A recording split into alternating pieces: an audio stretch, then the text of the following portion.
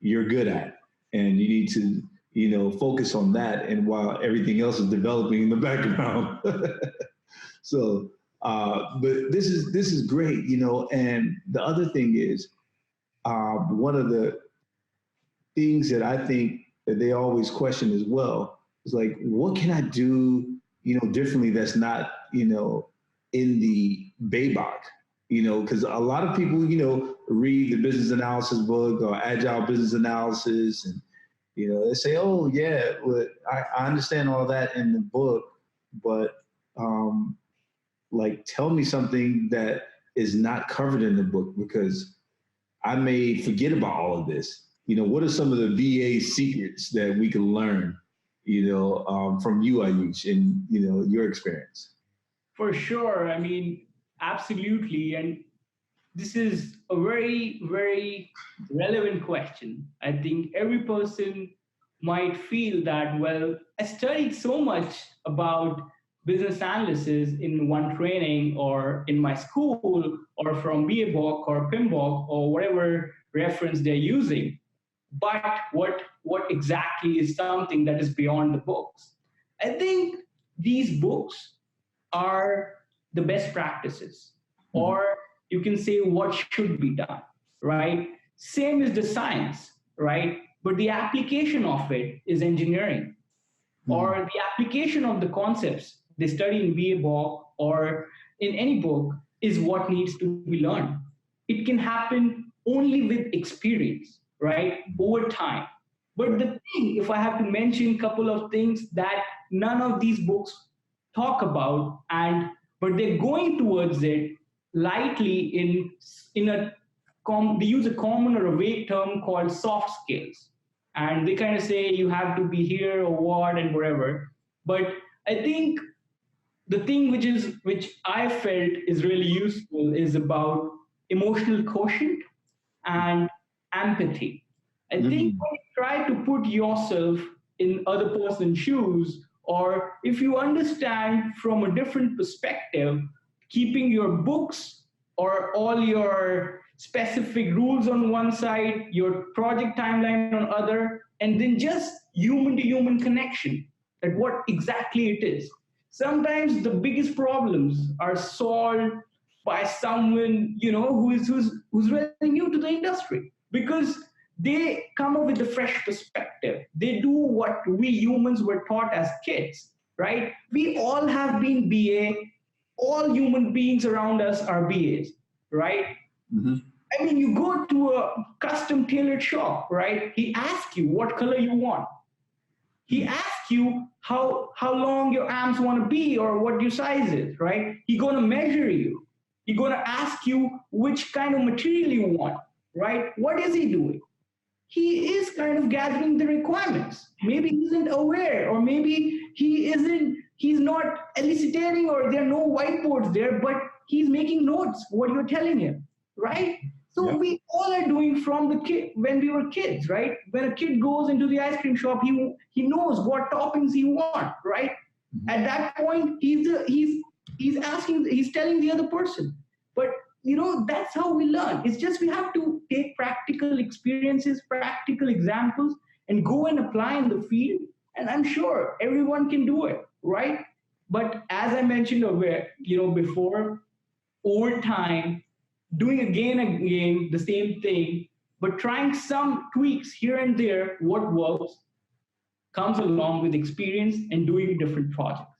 So that's my piece of advice on that specific part.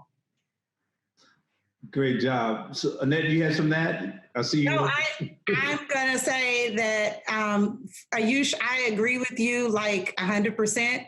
When it comes to, I don't like the word soft skills. I've said that before. I hate that word, that term, because I don't think it adequately. Hold on. Look, you're telling me you don't like the word soft skill? I know how about that, Steve, but no, I don't. No, I don't like that term because I don't think it adequately describes the skills that are outside of the BABOK, as we were just discussing. I don't think it adequately does that. And to be quite honest, I don't think that there's anything soft about emotional intelligence or emotional quotient, as Aayush said.